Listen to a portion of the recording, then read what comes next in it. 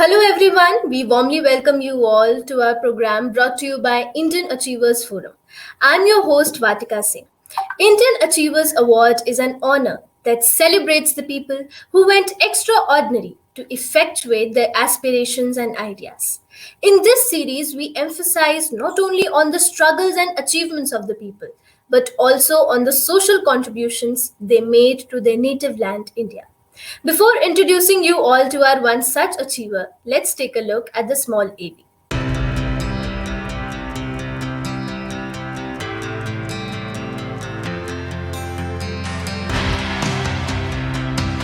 Indian Achievers Forum is driven by a full-fledged advisory board. The board consists of experienced personalities who have excelled in their respective careers. Together, the forum organizes conferences, events, workshops, exhibitions, trade shows, and B2B initiatives in India as well as abroad. Where there is passion, there is achievement. And where there is achievement, there is Indian Achievers Forum.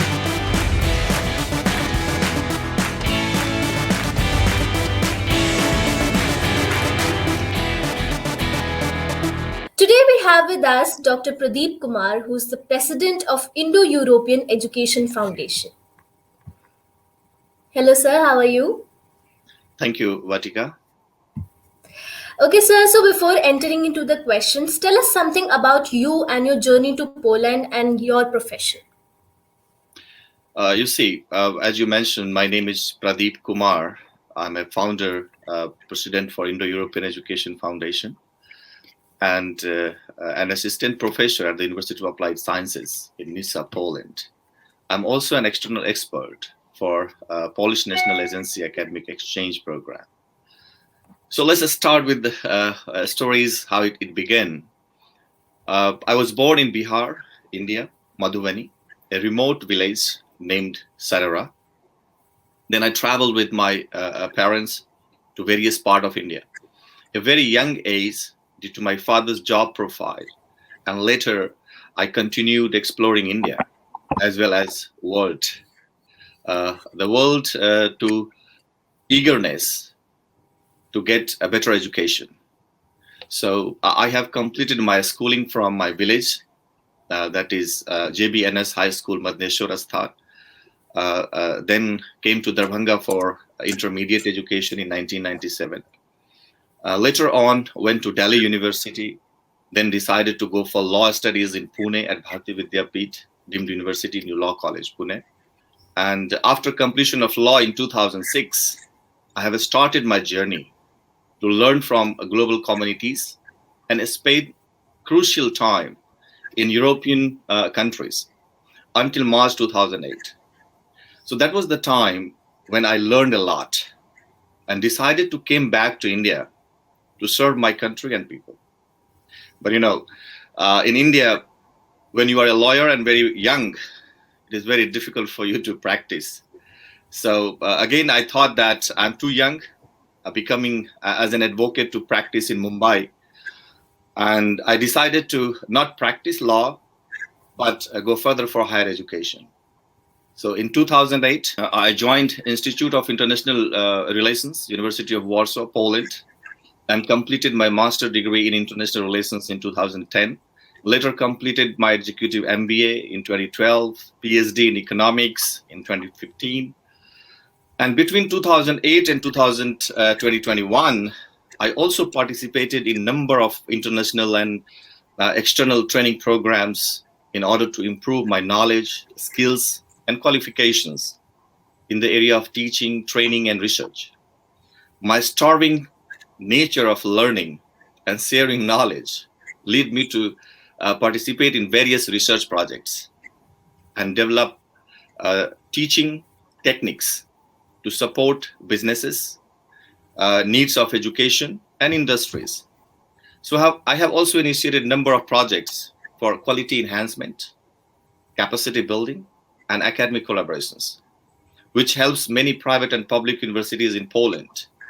Initiated a project to support universities in Poland, especially when demographic impact was hitting harshly to the academic institutions and the increased well qualified Indian students in Poland. You will be surprised by knowing that in 2014, total Indian students studying in Poland was just around 207. And due to our initiative, today we are able to find around 6,000 students studying in Poland. So altogether, I can say that my teaching journey began when I was just around 12 to 13 years old, a boy. During a school day, I used to give private tuitions to my juniors as well as my own classmates. So later I was recognized as one of the best tutor for preparing students for 10th examination board for Bihar school examination. So that results me and pushed me, encouraged me to go ahead for the teaching. So the learning and sharing nature has been continued in Poland till today. That's really commendable, sir.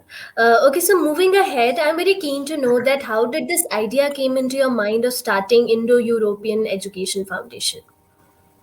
Being in Poland since 2008, especially in the education sector, I realized there is a huge gap between India and Poland for educational as well as industrial cooperation. So the knowledge of India in Poland and Poland in India is quite limited.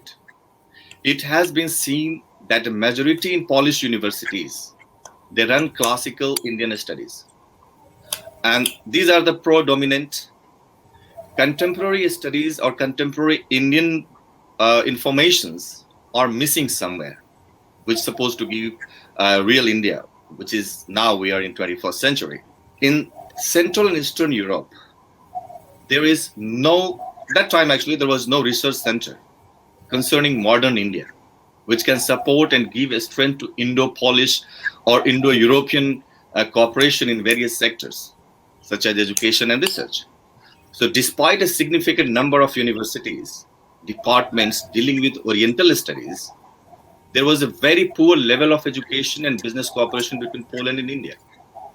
So Polish and Indian societies, they've shown their increasing interest. Like, in recent months and years, we have seen that many Bollywood stars, they are coming to Poland. They started to do their shootings, like Kick and all.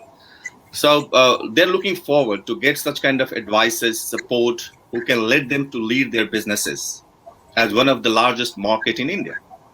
So there was a need, and I came with an idea to provide a real platform for such entities in order to establish a bridge between India, Poland, and EU for academic research cooperations and uplift political, cultural, and social economic relationships with broad objectives of developing, promoting, and supporting students, scholars, and industries from both the countries. So I was looking for a platform where anyone, without hesitation, can knock you to develop their business strategies either in India or in Poland. So that was the idea when we created this Indo-European Education Foundation as a platform for people. Yes, ma'am. That's really great, sir. As a matter of fact, we know that starting anything has never been easy for anyone. So, what all were the challenges that you had to go through initially during the commencement of the foundation to executing the projects in Poland and as well as in India? When you are a foreigner at the foreign land, without language and without knowing anybody, it is not so easy. So in general, it's not easy to organize things in a country where you don't know the language, especially when you are qualified lawyer from India and you cannot read or write a document. What for you are expert actually. So you cannot draft your legal documents, you cannot read out. But it is so difficult. But then it is also important to trust your friends or increase your local friends or local partners. And if they're reliable, they can be very supportive and helpful. In my case, I'm lucky that I have so many friends in Poland, in Warsaw, in Nisa, in Ukraine, in Romania, other part of the world. And they're very much supportive. So every time, still when I have to submit some official reports or early reports, to the ministry or the court in Poland, it is challenging to complete documents in Polish language. But apart from that, since we established Indo-European Education Foundation in 2013, we are working with our academic partners at different locations in Poland, as well as different parts of the world. So we have our own branches in Poland itself. We are located in Warsaw, capital city of Poland. But we have also branch as Indo-European Education Foundation in Nysa at my university, University of Applied Sciences in Nysa. And last year, 2019, we have also established our branch in Ukraine, IndoEuropean Center, as our representation in Ukraine at Ternopil Ivan Pulai National Technical University. 2019, also we have initiated by calling then Deputy Chief Minister, Mr. Sushil Modi, to initiate action plan for Patna. And we are in the process to start our branch at Patna University. So that is the expansion, how we are moving on further. Today, we are cooperating with many universities in India. And these are like Patna University, Dharamsala National Law University, Jabalpur, India. You have MIT, World Peace University, Pune, Savitribai Phule Pune University, Pune. Then we have Chanakya National Law University, Patna, Nurul Law Islam University, Tamil Nadu, Maths Law School, Raipur. We have Bharati Vidyapeeth Deemed University, and so on. Many colleges, they are approaching us now. Many universities, they are approaching us now for establishing a cooperation with foundation, because they are looking further to go ahead for internationalization. So the area of academic cooperation, joint research, joint publication, conferences, students exchange, faculty exchange, short study visit to European Union, and for Polish universities, they are keen to establish such kind of cooperation with European partners. So we are playing a bridge between them, a platform which is letting them to start such kind of cooperation. And we are also helping Indian students to go ahead with exploring Indian exposures with European exposures being in Europe. Okay, sir, that's really great. Moving ahead, tell us something about the support you extend to India and Indian community in the field of education and research. Fantastic. As education is the most crucial and key player for the development of a nation, it constructs policies and support for short as well as long-term economic growth scenarios. For the short term, contributions education tries to address all short-term policies introduced by government, startup, awareness, or whatever is society introduced by the policies or the policymakers. So, like for example, safety, healthcare, environment, income, daily wages, labor rights, family management, social obligations, and contributions of the individuals for nation building. But in the long run, it is education which raise human capital, productivity, income standard, or employability and economic growth.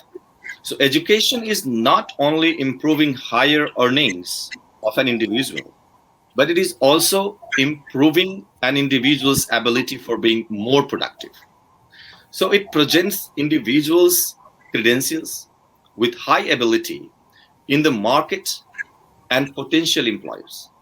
Such ability and productivity is a result of the schooling received by an individual based on gained knowledge, which differentiate them from others with low qualifications. So highly qualified employees are always in demand by employers and get better possibilities to find better job.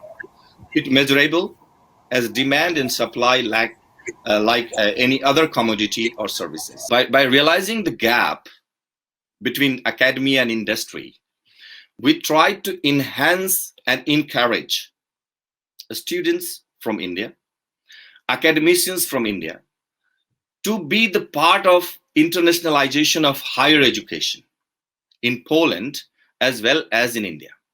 So we support universities, institutions, and organizations to develop partnerships based on individuals' memorandum of understanding. with specific areas. For example, academic cooperation, which combines exchange programs, joint research projects, international conferences, seminars, workshops, research publications, etc. Other area, we are also enhancing non-academic cooperation. Like, universities in India, they are not aware what is the profit or benefit for students studying at their universities when they start collaboration or cooperation with European universities. I will explain you later on. So they are not aware about it. So we conduct kind of workshops for them, assisting them for the collaborations, organizing our visits from European partners. So they are letting them to understand what is Erasmus Plus mobility program, how European Union can help them out, how European fundings are going for non-EU countries, and India is one of them. So how to get benefit from such things. And students, though they are coming from very rural areas, poor families, poor economic background, how they can get benefit out of these kind of collaborations. So we help in that sector also. And the last one, we also combine the corporate, or what we call industrial cooperation. So in that cooperation, we enhance programs where students can be supported by industries. So like industries can give them sponsorships, they can cover their cost for travel, or they can be worthful for their research and development program in Europe as well as in India. So these are the segments what we are applying, and we are trying to reach to the society to give as maximum benefit we can give. So that are the areas. That's really appreciable, sir. Moving ahead, since we know that we all have certain future plans, so what are your future plans with respect to your foundation? Try to reach all the needy, those seeking education from layer of the society, to assist them in my capacity to take proper knowledge and education from Poland, Ukraine, Germany, Romania, or any other European countries where I'm reachable. So all the partners, those they are associated with us, they are willing to assist our Indian students. Imagine a program like Erasmus Plus, which is supported by European Union, is one of the unique program where students are getting benefits for scholarships as well as mobilities based on EU fundings. So for example, if a student X from India, they are admitted to the Indian university and they are willing to come for a short travel to Poland, that is separate program. They can come here for 1 month, 2 months, and they can get back. But any student, though they're not able to get admitted at Indian universities because of lack of merit list or whatever is the reason, or finance, they are eligible to get admission in Poland or European countries because tuition fees are very low. So imagine if they're going to get admitted here in Poland, for an example, for 3 years program, bachelor. So they pay once tuition fee, and around tuition fees are like 2,000 euro, 3,000 euro, not more than that. So once when you pay for tuition fee for a year, you come to Poland, and being in Poland, in 3rd semester, you can take mobility to any European countries where we have partners. So like you can go to Germany, France, Italy, Spain, or any other countries. And you can spend entire 6 months financed by the European Union. So you receive money from your base university from Poland, and you go to Spain or other part of the world. And then you are expending entire 6 months. You are coming back to the host university again. So completing 3rd semester out of your host university, home university, sorry, and then you are coming back to the home university again. 4th semester you are at the home university. 5th semester again you can take mobility to other European country, and then 6th semester you are back to your home university. So in 3 years program, a student who is joining for European universities, they can get exposure for 3 minimum countries. And by getting 3 minimum countries, they can also getting exposure from different faculties, different experts. They're getting more integrated with different culture from Europe. So that are the benefits what we are going to assist them, and these are the plans, because this kind of model even India is supposed to execute for education plan. So I think most Indian students can get benefit from middle or lower income families by selecting Poland or Europe for higher education.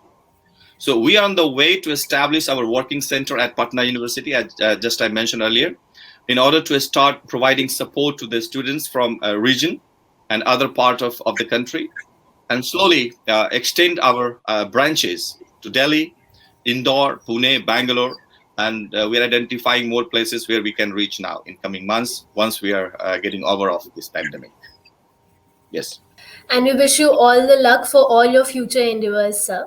Thank you so much. Moving ahead, you must be knowing about the Atmanirbhar Bharat Abhiyan prevailing in India at the moment. So, what are your views on the campaign, and how much do you conquer with it?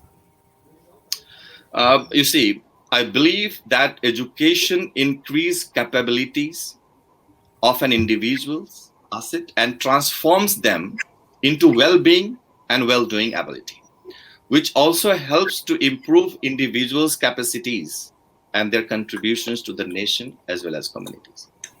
So I think India should not be self-dependent until each and every citizen of India take accountability with their responsibility. India, as one of the most illiterate countries in the world, until we are not changing it into the most literate country in the world, despite the largest size of the education sector, what we have in India, watch out, the gross enrollment ratio for higher education in India for the year 2018-2019 has reached to 26.3%.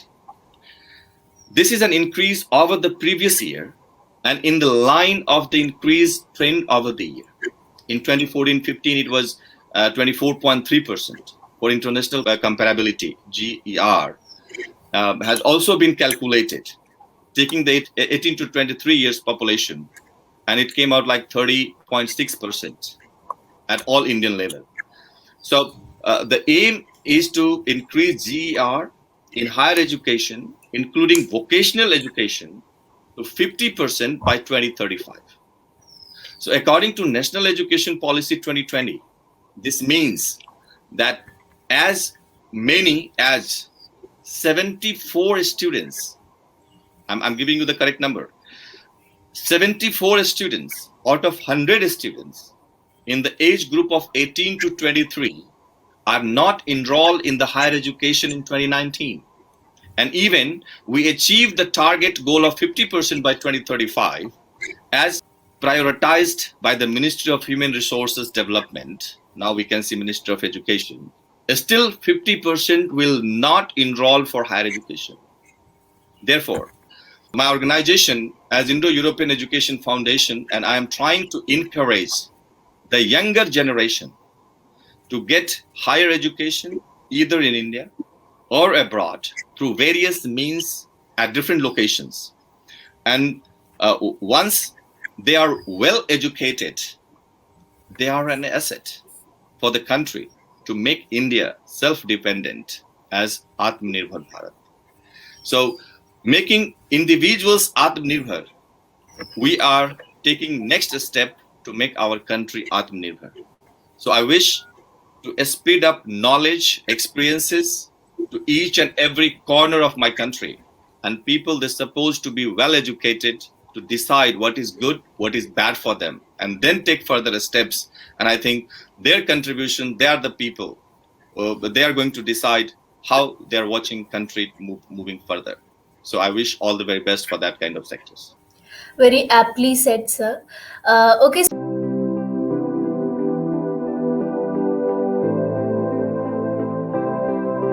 So first of all, congratulations on winning the Indian Achievers Award. I really want to know that what was the feeling when you were informed that you have won the Indian Achievers Award, and who all were the constant supporters in this journey of yours? Fantastic, ma'am. I feel very privileged and honored. I extend my sincere thanks to the Indian Achievers Forum and entire team members for selecting me for this award. I believe that, award is nothing special, but a recognition of your hard and honest work.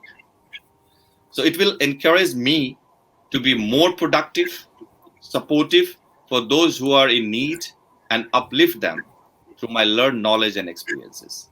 So I again thank you so much for appreciation and encouragement. Right, sir. So now, since we know a lot about your professional role, tell us something about your social contributions also. As you can see that, I'm more in education sector. So I believe that the education or educating people by sharing my learned knowledge and experiences is the best contribution what I can do for the society. As we know from the Hitopadesha, Vidya dadati vinyam vinyadapi patratam patratva ghanmapanoti dhanadharma tata sukham. Means education gives discipline, humbleness. Humbleness brings worthiness. Worthiness gives wealth. Wealth brings joy, happiness. So education is an essential element for the development of an individual as well as for a society. So it is the only means of being wealthy and living a joyful life, which is well understood and applicable for today's developing countries. If you need to have a better life, you should get better education. Right, sir. So before concluding this session, you know that Indian Achievers Forum is followed not only by mainstream organizations, but also those young minds who aspire to be like our achievers someday. So what is that one message you'd like to give them? Fantastic. I would like to quote you here one very fantastic quotation given by Conchung in 7th century BC.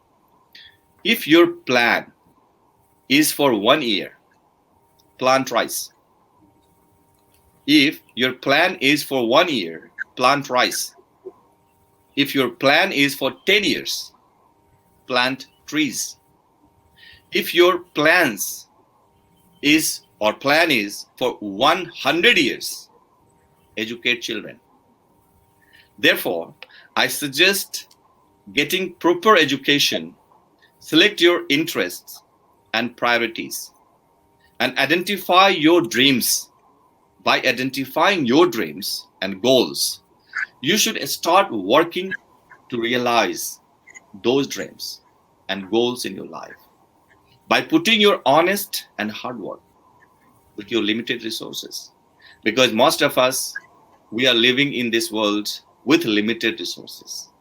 So you should know how to fulfill your unlimited desires and trust goals, where you want to achieve, where you want to reach, what you want to achieve in your life, to fulfill with these limited resources. So if you know how to fulfill your unlimited desires with limited resources, you are successful.